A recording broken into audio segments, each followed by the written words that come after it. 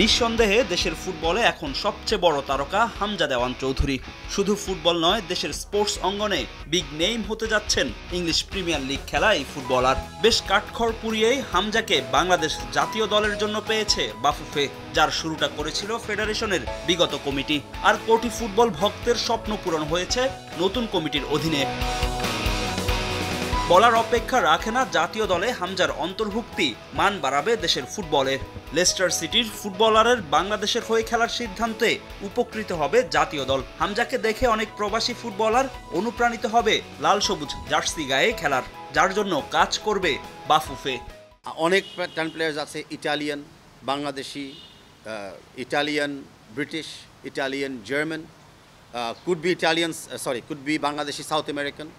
তো সেরকম skilful tactful প্লেয়ারদেরকে আমি বিশ্বাস করি যে হামজা চৌধুরী ইন্সপায়ার করবে বাংলাদেশের জার্সি পরে খেলার জন্য আর বাংলাদেশের পতাকা হাতে রাখার জন্য। আমরা এরকম আরও কিছু প্রবাসী বাংলাদেশিদেরকে চিহ্নিত করে ইন্সপায়ার করতে পারবো আমাদের দলের পক্ষে খেলার জন্য।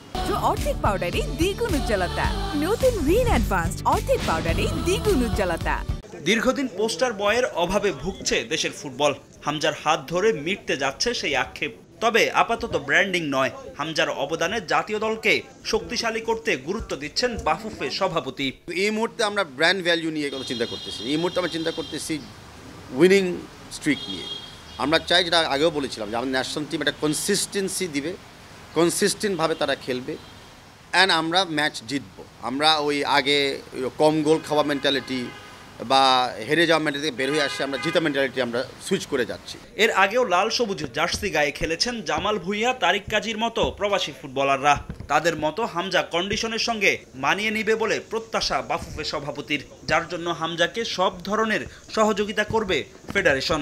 বাংলাদেশের খেলার সাথে কেমন ইন্টারাকশনটা হবে, বাংলাদেশের প্লেয়িং স্টাইলের সাথে বর্তমান যেই ক্লাব লেস্টার সিটি, সেই প্লেয়িং ডিফারেন্স থাকবে কিনা, বা সেই লেভেলে আমরা খেলাতে পারবো কিনা, খেলতে চাই কিনা, সেগুলো সব আমাদের অপেক্ষা করতে হবে। যে আমাদের ন্যাশনাল টিমস কমিটি যখন ফর্ম হবে, তারা এই বিবেচনাগুলো করবে। হামজা চৌধুরী ছাড়াও দেশের ফুটবল নিয়ে কথা বলেন বাফুফে সভাপতি। বরাবরের মতোই মাঠ সংকট নিয়ে আক্ষেপ তার কণ্ঠে। আগামী বছর এএফসি এশিয়ান কাপ বাছাইয়ের আগে প্রস্তুতি ম্যাচ খেলার পরিকল্পনা করছে ন্যাশনাল টিমস কমিটি। যদিও জাতীয় দলের কোচের বিষয়ে এখনো কিছু খোলাসা করেননি বাফুফে সভাপতি। ফ্রেন্ডলি ম্যাচটা ক্লোজ ডোর হবে। আমরা ডেফিনেটলি ভিডিও বা আউটসাইডার স্কাউটদেরকে সেখানে অ্যালাউ করতে দিব না। ফাহিম ইসলাম, সময় সংবাদ, Dhaka. very, very, very important.